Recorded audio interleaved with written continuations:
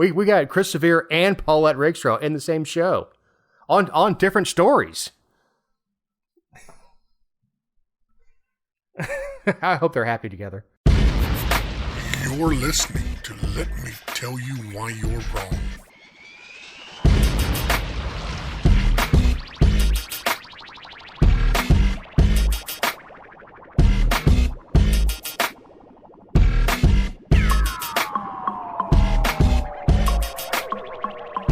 Welcome to episode 162 of the Let Me Tell You Why You're Wrong podcast. I'm Dave Roberts. With me, as usual, as I was corrected last week, is writer, journalist, and dog mom, Jessica Szilagyi. Hello. How was your week? It's over almost, thank goodness. As we record, yeah. Yeah. It's long. I don't like... these 2 weeks are the worst 2 weeks of the year.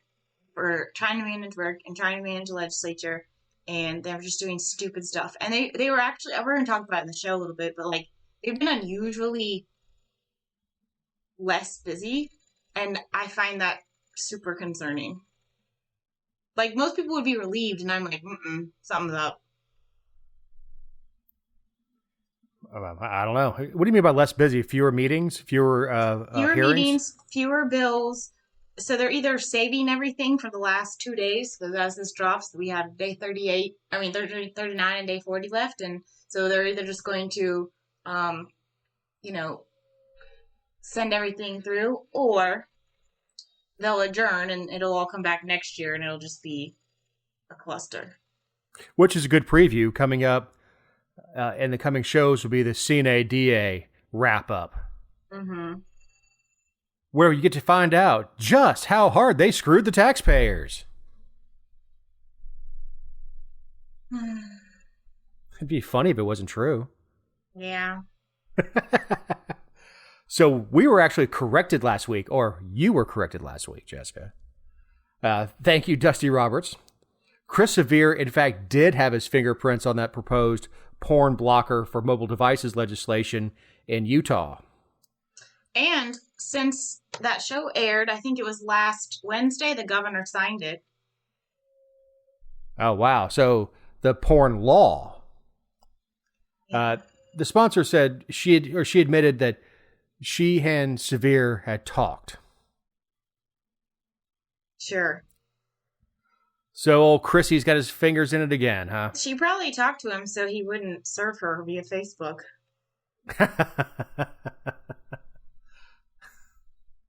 Yeah, I was just trembling of that revoked law license. How was your week? Not bad.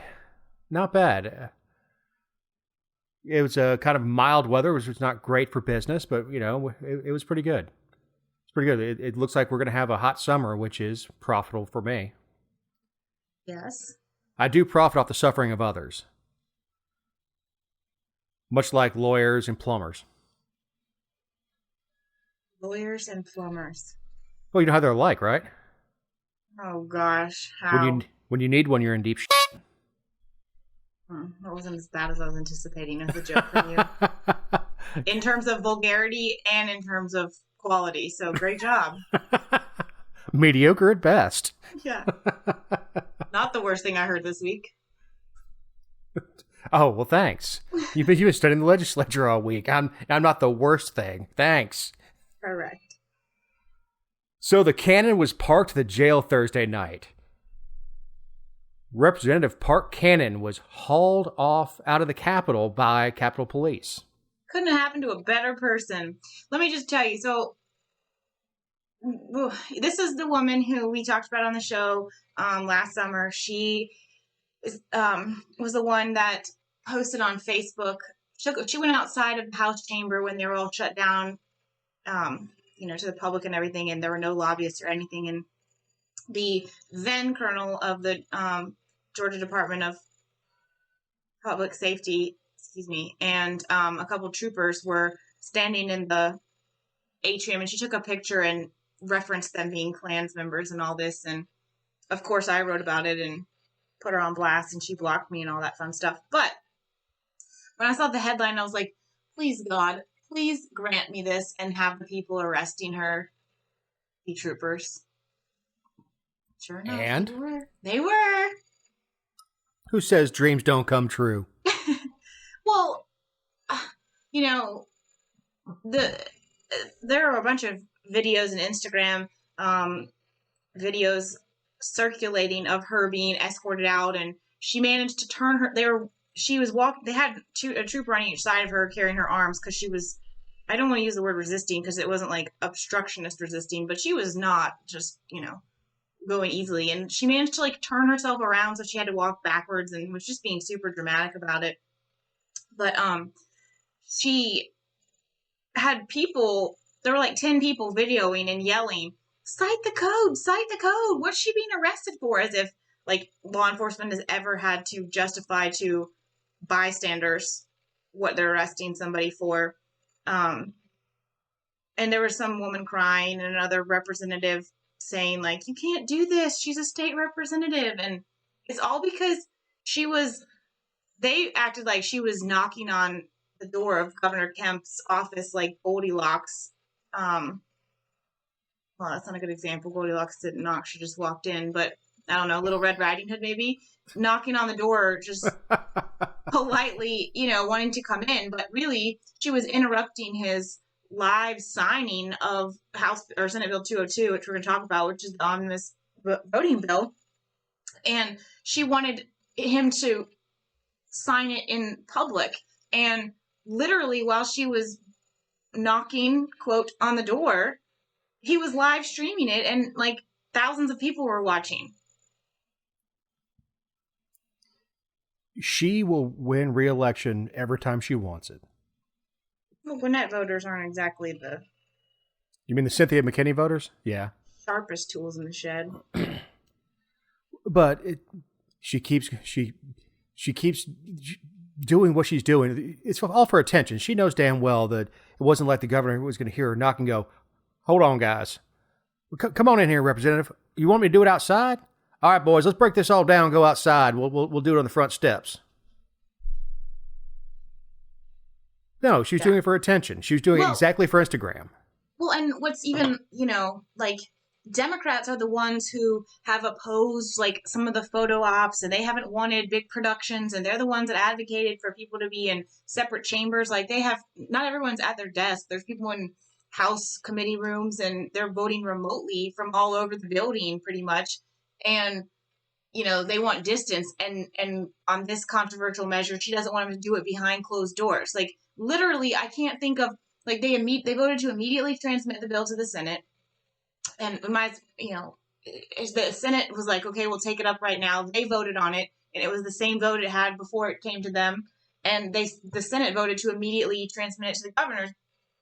And Kemp whipped out his pen and signed it right there. And it was live. Like there was nothing secret about it. Also, not really sure what could be secret about him saying he's going to sign a bill and then signing it. Like it becomes law, and you just voted on it, and the language is on the website. And all of that's live streamed. Like it's pretty darn clear what's happening. This was theatrics, and very poorly done. And I think she got exactly what she wanted. But I enjoyed it nevertheless because again, she's in the clinker. I kept rooting for the taser. Well, then we'd have to have the conversation again about whether or not a taser is a deadly weapon. I'm not in the mood. All right, so we're going to go ahead and make sure that doesn't turn into a national discussion because it'll annoy Jessica. Thank you. Speaking of what he signed, it was the elections overhaul bill. Yes, Senate Bill 202. So this ended up being, I think, 93 pages. I read every page, like one of the first times ever that I've read all of it because I really was interested to see what they wanted to do. And I put a breakdown of it on the Georgia Virtue. So like by bullet points because most people have no desire to read all that. But basically, it was a combination of some of the bills we've talked about. They did this whole thing where everybody wanted to like get credit for participating in this and advocating for elections reform. So I think we've talked about a lot of the initiatives on the show already, like having a driver's license with your absentee ballot and the absentee ballot, what is it? Drop boxes, the voter maintenance on the voter rolls and all that stuff. But I think to me, one of the things that I appreciated the most out of the bill was the power they're stripping from the state elections board and from Raffensperger, particularly the state elections board, because they instituted all those emergency rules and some of them they approved, and Raffensperger is the one that entered into that consent agreement and with the absentee ballots, and that's kind of what got us in a lot of the mess. Well, they're saying that they can still have all this power, but they've got to notify people when they do it. They've got to send official notice to the governor, the lieutenant governor, and the certain committees and members of the General Assembly. And then if there's like a huge issue with it, there's the ability to override it. And the reason that I would say that that's a good thing is because that was kind of a risk for them to take, knowing that they're running the conservative movement in Georgia down, like they're running it straight into the ground, and yet they were still willing to put in place something that could have Democrats in power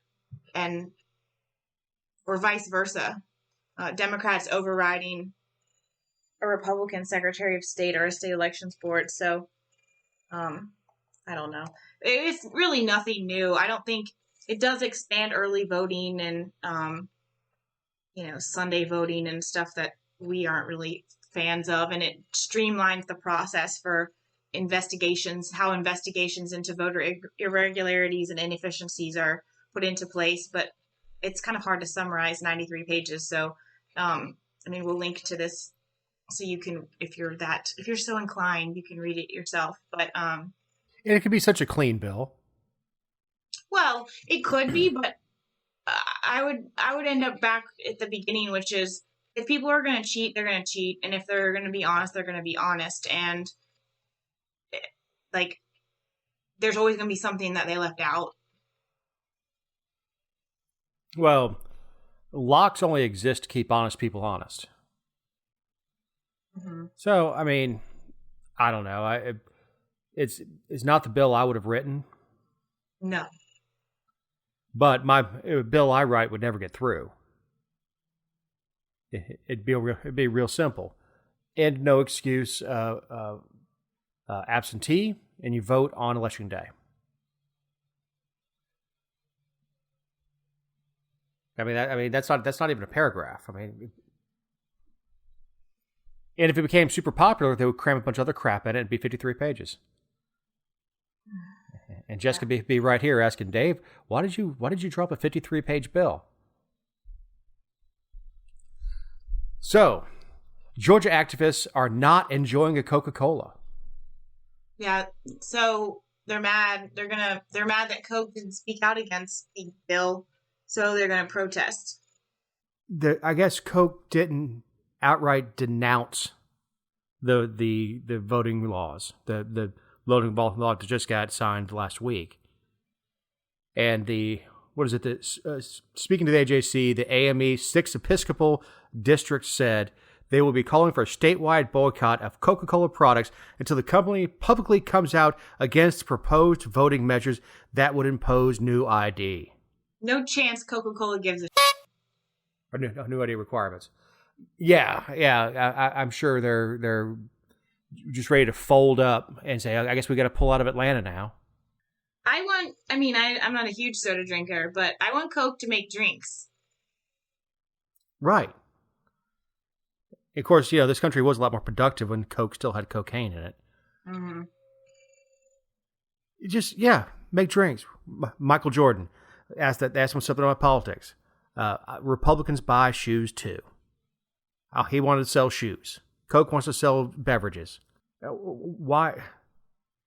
I'd respect Coke a lot less if they even got involved. The corporation doesn't vote, is it?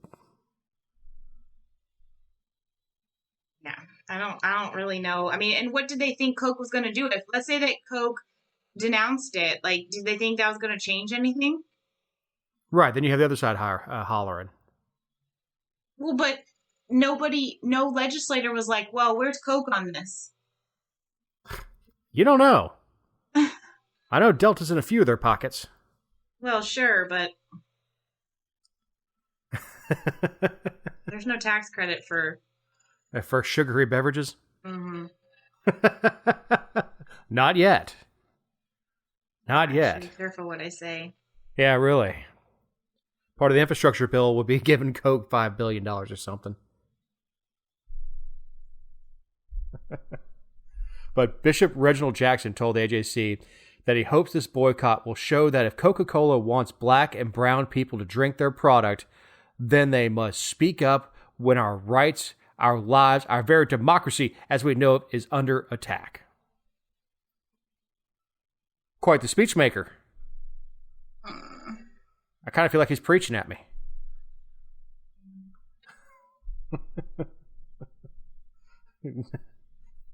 Sure. Yeah, you're just all sorts of excited. Well, I just like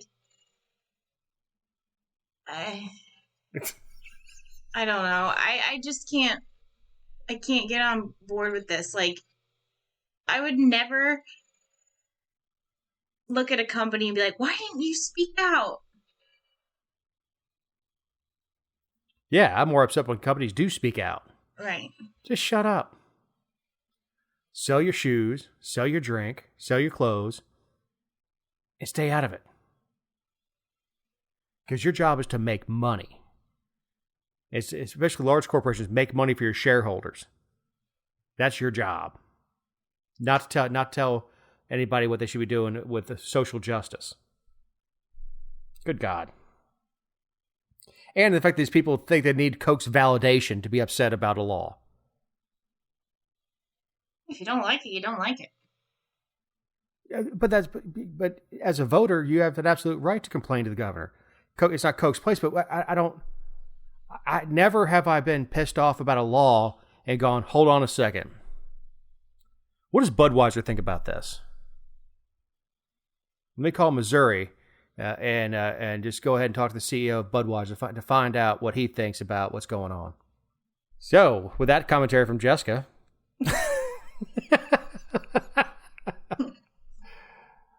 both chambers have passed a measure to raise adult criminal charge and age in Georgia to 18. This one's actually a good one, in my opinion. So it sounds like it.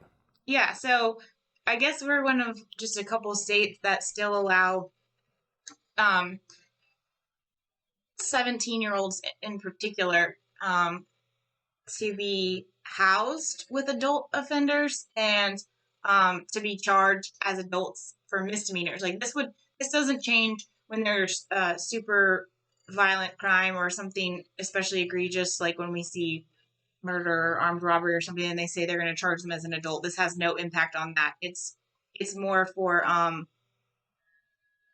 lower end misdemeanors and jail housing. And quite honestly, like, I think we talk about all the time about when you send people to prison, and even when in jail, like, you treat people like a criminal, and then you're upset that they come out behaving like a criminal. Like, I can't think of anything worse than sending a 17-year-old to go be housed with a bunch of adult, allegedly guilty people. Yeah, I mean, it is certainly a recipe for abuse.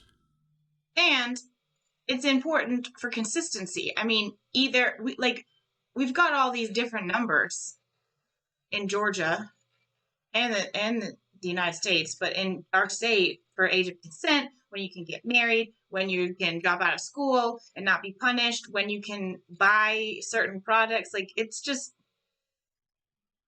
So in the interest of consistency, like, either you're an adult or you're not. And if you're, aside from the especially egregious crimes, and I think a superior court judge has to decide in those cases, but like for these, they're a kid, they're a kid.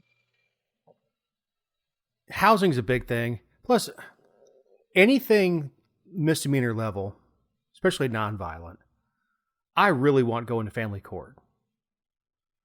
The family court is going to look, one, at the kid's home situation and see if they're acting out for a reason, and they're gonna try to rehabilitate and treat him like a child. Exactly what you say. You put a kid in jail, and it is criminal university. And what you're going to get a kid come out with a record instead of a juvenile record that can be sealed, and now they're marked. Mm-hmm. Now they're going to have a hard time joining the military, hard time finding a job, hard time getting accepted into college. I mean, now that you've got a criminal record, hard time getting an apartment if you do get into a college. I'm not saying there shouldn't be repercussions to their actions, but 17 years old is a kid. Like if you can't buy a pack of cigarettes and you can't vote, you're a kid. Right. Maybe a kid needing an ass beating, but in the interest, like I said, in the interest of consistency, I think it's important. But both chambers passed it, so unless Kemp finds some compelling reason not to, that will probably become law. Yeah, and I think it's why it passed so early in after crossover day. It's a no-brainer. Just go ahead and send it up. Georgia representatives were told Monday that sexual comments won't be tolerated after a legislator spoke on the House floor last week about a female rapper's plastic surgery. There's so much wrong with this. You think? This was Casey Carpenter, a Dalton Republican.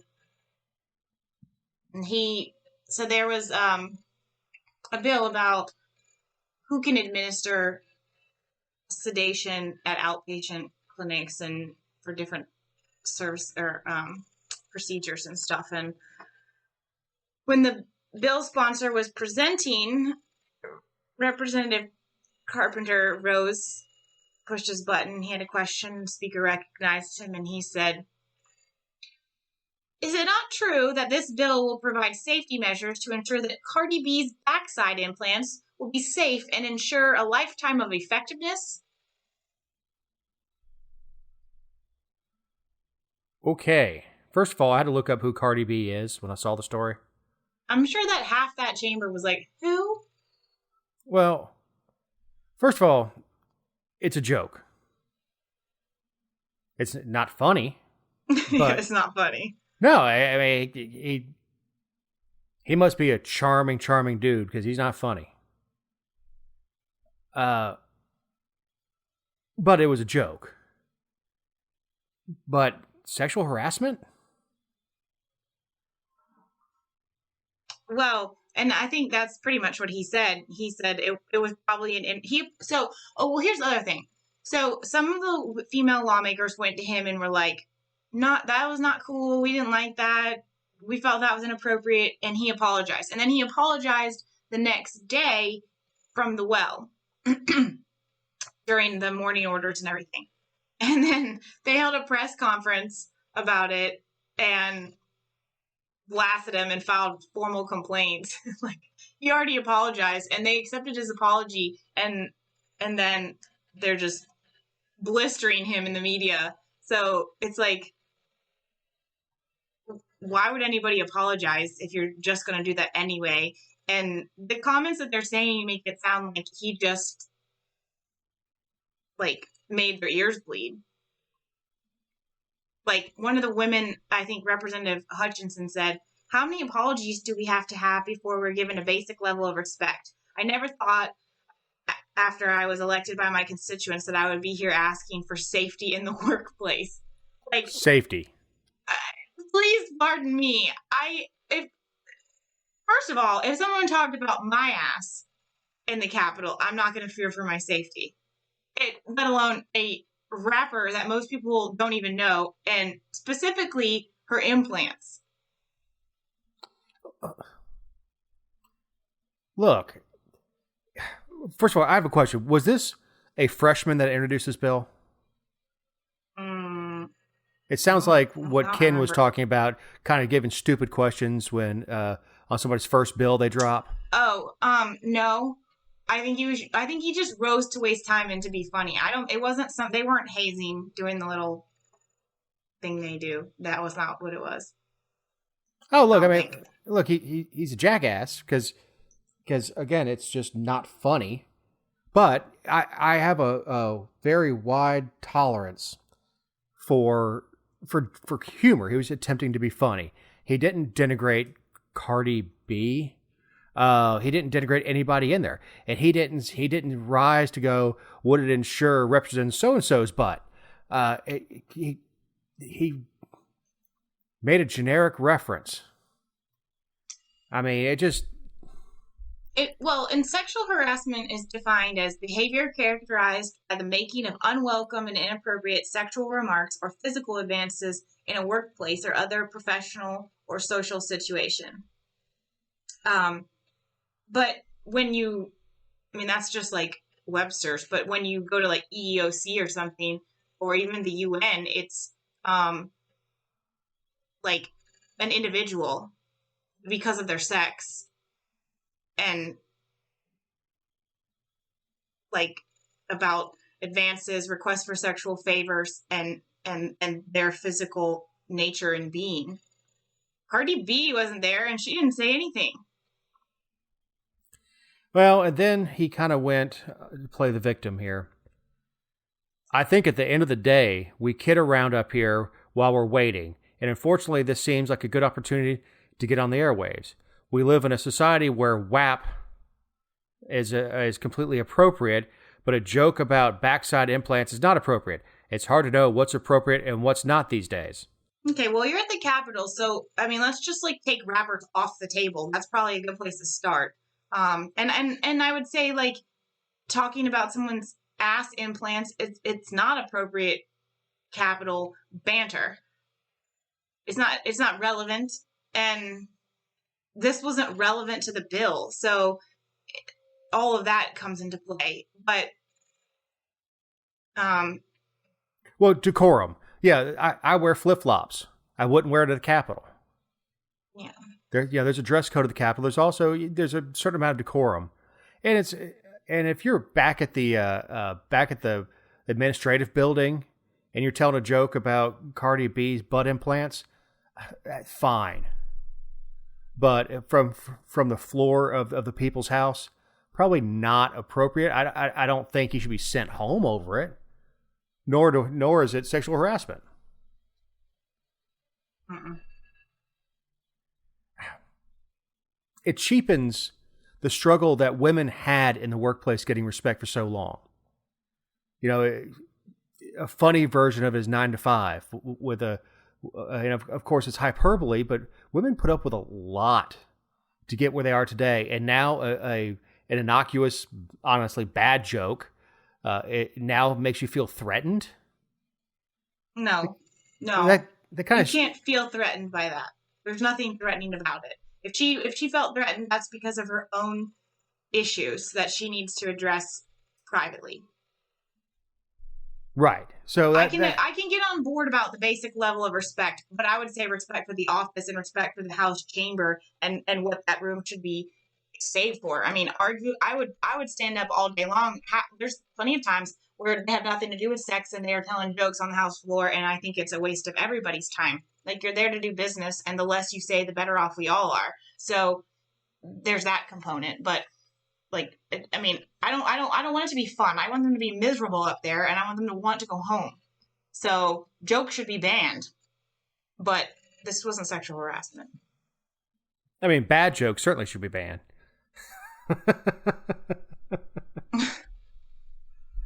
Maybe it wouldn't even be a good dad joke.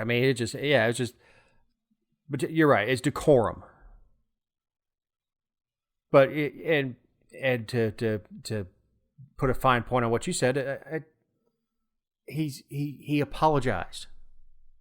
I wouldn't even apologize. My statement to the press was they need to learn to take a joke. Yeah. Well, and I think that speaks volumes.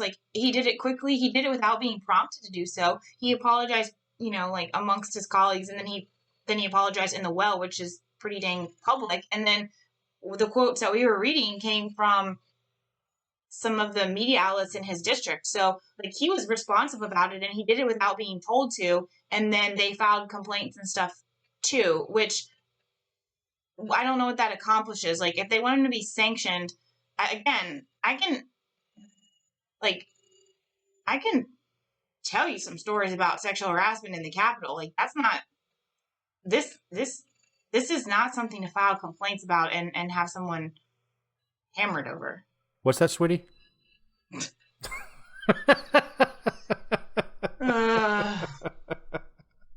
Connie. Oh, poor Connie. This is a good time to remind you that these are our opinions and not those of anyone not on the show or any respective company for which we may work, own, or otherwise associate ourselves with on a regular or irregular basis. I'll get through it sooner or later without stumbling, Jessica. Mm-hmm. I mean, it only took me 150 episodes to be able to pronounce the show correctly. Correctable.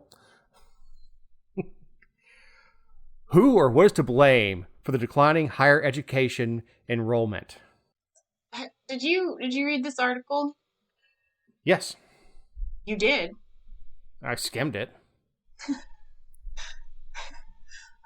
It caught my attention because I'm all in favor of fewer people going to college, only because there are so many people who don't finish because they realize that whether they don't like it personally, or it wasn't what they thought it would be, or they can't afford it, or they decide they want to do something else.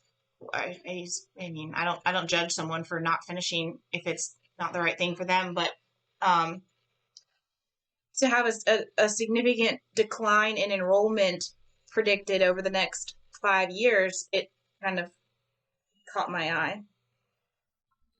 Well, I guess they're blaming declining birth rates. Yeah, I don't believe that. That's the reason is that we've finally transitioned into telling people it's acceptable not to go to college, that we need trade professionals, and it's okay to start your own business, and not everyone has to go to college, and that college is a waste for some people. Yeah, if you're going to the corporate world, the biggest scam with college is a lot of these corporations require a degree just to prove you can finish something. I mean, you can go work for a bank with an art history degree. You've got a bachelor's, but by and large, a lot of these useless degrees people are coming out with. When I was a kid, it was marketing. Everybody had a marketing degree. Well, I knew like 5 people with a marketing degree that worked at the grocery store with me. They were putting chips onto shelves. Because like Frito-Lay and people like that would hire kids with a marketing degree right out, then put them in a truck stocking shelves. So I'm with you. I don't think it's a bad thing. And the schools are freaking out because that's cash. That's money to them. Well, and they already have all those empty buildings. They do with that. Hell, if it's all going to be remote, they can just go ahead and graduate high school and make mandatory next 4 years online if they're not actually going to teach. Well, there's another component to that too, is with the way that high schools are pushing dual enrollment and kids are starting to take college classes their junior year, they're getting a taste of what it is. And I think some students are genuinely learning early on that it's not what they want to do, and that they prefer, I mean, especially in our area, like I spend a lot of time in the high schools, and a lot of the students will answer questions and specifically say, yeah, I want to go into agriculture, or I'm going to be a welder, or I have plans to do, this nursing program that's not a bachelor in nursing. So like, I think that they're getting it, and that's not necessarily the worst thing, but I think when you have the colleges that are trying to get on high school campuses and that plan is actually backfiring because kids are realizing that it's not worth it. And then also the cost. Yeah, it only got expensive once it was free. Yeah, the cost-benefit analysis for a lot of degrees, I won't say most, a lot of degrees. Now look, if you want to be an architect, you want to be an engineer, you want to be a doctor, you want to be a nurse, you need to go to college. You want to be a lawyer, probably should go to college unless you're in Louisiana and then just take the bar. though those types of jobs, accounting. Yes, you need to go to school to learn accounting, but a lot of things, a lot of skills you could learn by taking 2 or 3 classes instead of going through the whole college experience and taking core classes that have nothing to do with your major. Taking art appreciation class because you need to check a box that you took in art. Yep. Just so you can satisfy. And you know what? That has to be just a way of keeping those classes full. Empty classes means you have to cut jobs. If you make it a requirement, well, guess what? We're going to fill those classrooms up. Well, and what they consider significant because of how they justify money to the legislature and the Board of Regents and, the ever expanding presidents that, or, the authority of the presidents that they continue to recruit across the nation based on tuition costs and enrollment and all this. Like, it's only 8,000 students across the state. And when you talk about schools that have 25, 30,000 people and you're talking about that as a state total, like, that's really not that much. But it is to them, I guess. It's lost revenue. Maybe. College is a business. It's not an education institution. It's a business. They are in the business of recruiting people to spend money at their institution. Well, and they said that, like, this study by Andy Hanna, who, he's chairman of some analytics platform that studies enrollment trends, which, I mean, like, I can't believe that someone has a job that's that specific, but whatever. I guess that's probably what he went to college for, but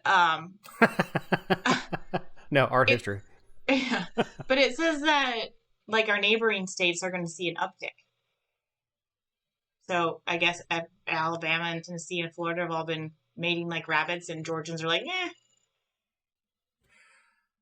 I would According say to his study, I don't buy it. Well, the only explanation for someplace like Alabama would be an uptick in the the percentage of high school graduates.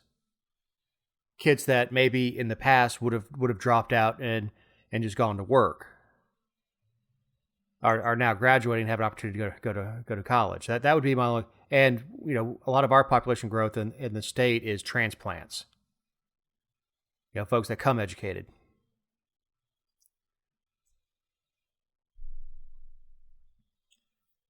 But I really, I don't know. Hopefully that's 8,000 more students in the future that have gone, you know what? I'm going to go to Chattahoochee Tech. I'm going to go learn to be a lineman. I'm going to go learn to be an electrician. I'm going to go learn to be an HVAC guy. I'm going to go learn to be a plumber. Or the 24 other specialties. I want to be a paramedic. They have programs for that. People decide, this is really what I want to do, and I can do 2 years at a technical college, or in the case of some professions, I'm going to do a 1-year program to get a certificate. And you come out, and in 2 years, you're already making double what the person at a 4-year university is going to make coming out. Well, but it's still frowned upon. It is. Oh, yeah. I hear it all the time. People are like, you're an AC guy? Yeah. Yeah. There's a lot of mathy stuff in there. Yeah. Yeah, we're not all stupid. I mean, I am. It's just crazy to me, and this is kind of a transition to the next topic because, it's something else that happened this week. But, like, the way that we look at people and say, yeah, that job is respectable.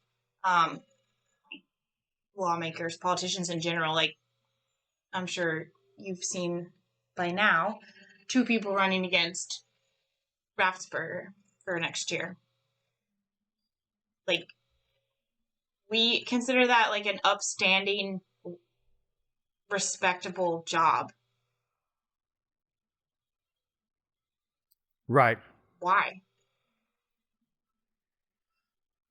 You know, there's dignity in all work. And I remember being a kid and coming home with a paycheck. Now, I remember the first business I started, my older brother lent us $20 to go buy candy at Costco. And there was pride, and we ran a candy shop at the older kids' bus stop when we were like middle school or elementary school. And but there was pride in that. There was pride in the work. When I came home with my first paycheck when I was 15 years old, from a real company, there's pride in that. And to kind of demean somebody else, well, that's not dignified work.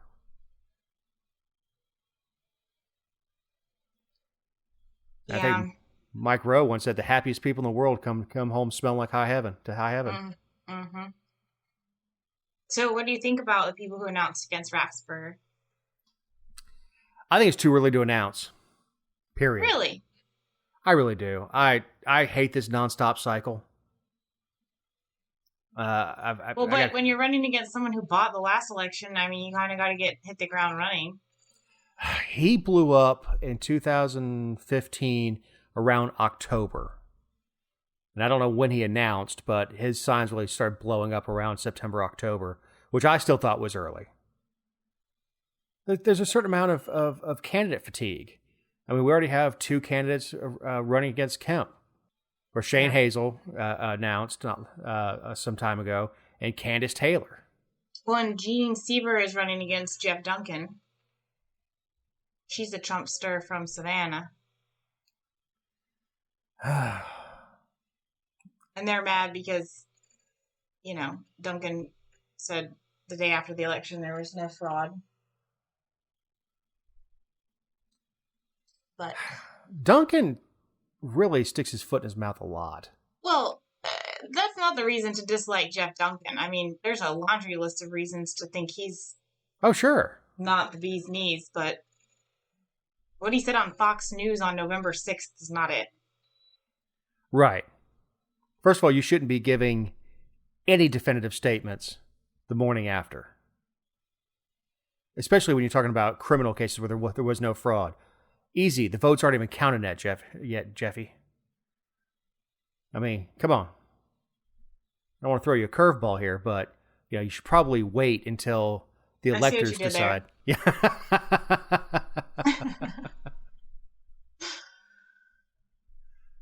But you probably should wait until the count is done at least, and all the counties have certified the results before you stand up and start talking. But it's like they can't help themselves. Well, and they love to be on TV and they love to hear themselves talk when it's not an election cycle. Because remember, Jeff Duncan was the one that didn't do interviews with anybody, and they kept him in his little box, and like Raffensperger, and they both won. I mean, but I'm glad. I like when people have competition. I think all elected officials should have opponents every cycle. I think it's important. I don't think they should just have an opponent to have an opponent, like someone who doesn't want to win or doesn't have a purpose, or like they can't define what someone has done to warrant being, quote, fired from the job. But I didn't vote for Raffensperger. I voted Libertarian, and then I voted Democrat in the primary and the general election runoff. I'm very proud of that. I think he's done a terrible job. From the perspective of everything he did, regardless of the fraud or allegations of fraud or whatever side of that you fall on, it could have all been prevented if he'd been transparent and had been out front and had been a visible Secretary of State, but he never was. And all the distrust and claims of secrecy are real concerns because he wasn't visible. Well, and there's a recipe, talking about Raffensperger, to unseating an incumbent. And the recipe is multiple challengers. Mm-hmm. You want to get to a runoff. And in a runoff, a challenger is better than a coin flip chance. If you just say A and B, one's the incumbent, one's the challenger, and you go to a runoff, the challenger has an edge. Because that 46%, whatever you had, are your hard numbers. That's what you've got. And that other 54% already voted against you once. It's going to be hard to get those people to the polls and then to flip them over to you. So that I'm happy about. I'd like to see one more person get in to kind of muddy the waters and see who rises to the top. And let it go to a runoff. So I think that's kind of the recipe. That was the recipe with getting Paulette Rakestraw defeated. She had 2 opponents. Gullett made it to the runoff, and to almost to the percentage point, the Dobbs voters went over to the Gullett side. They took the challenger. Paulette was a little bit different. Like, Brad Raffensperger's not showing up to GOP meetings with wet hair and a sweatsuit. No, he dresses for the GOP meetings that he goes to. She looks like she'd been drugged through a keyhole backwards. Oh man! Did you watch that debate? Yes. Oh, I was driving behind her on East Paulding Drive too. I said, "That's Paulette," and she's doing her makeup in the car. She's driving down the road, trying to get to the debate. Pulling in last minute in her sweatsuit. in a sweatsuit, yeah. Joseph and Brian are in suits. Oh God. He won that debate so they had one microphone passing back and forth because apparently Paulding County GOP can't afford 3. So they kept getting the cord tangled across them. So Dobbs stands up, grabs the microphone out of either Joseph's or Paulette's hand, walks around the outside of the table, moves the cord, and puts it back where it won't be draping across him. Like, all right, common sense just won the debate. Yeah. but yeah, I mean, nobody was listening or looking at that. They were all looking at her train wreck self up there. Oh yeah, it was on full display. I mean, it really was. I mean, like the voters could not be less important, than I'm going to set my alarm 15 minutes before I need to be there. Her alarm. Damn it, Jessica! It's Women's Month. You're damn right it is. Oh my God, she was just. I think you're making a very unsafe workplace. Yeah. This podcast has never been safe for women. Good thing you have thick skin. Oh gosh, Paulette. So yeah, talk about getting off a hog trail. All I have to do is we got Chris Severe and Paulette Rakestraw in the same show. Mm-hmm. On different stories. Mm-hmm. I hope they're happy together.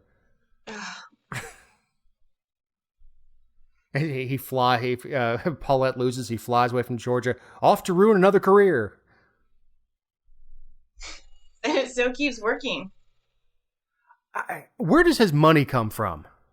I don't know. I mean, does he have a lot of laptops that want to marry him? I mean, what? If we would have ever gone to court, I would have asked that during the cross-examination, but I never got that far. Well, sure as hell is not coming from practicing law.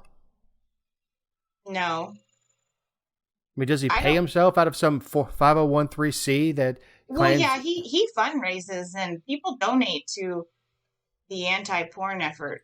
I think the pro-porn effort probably makes more money. Didn't Pornhub, pave a road or something? Probably. I mean, I don't know. He gets paid from donations, though, and surely he has a backer somewhere. Yeah, but I mean, who is giving this charlatan money? I should say charlatan. He actually probably does believe his own crap. He probably does think he's some crusader for Christ against the evils of porn. Well, yeah, he obviously believes... I mean, I believe a lot of things, but I'm not willing to marry an inanimate object. I'm not even really willing to marry an animate object at this point, so...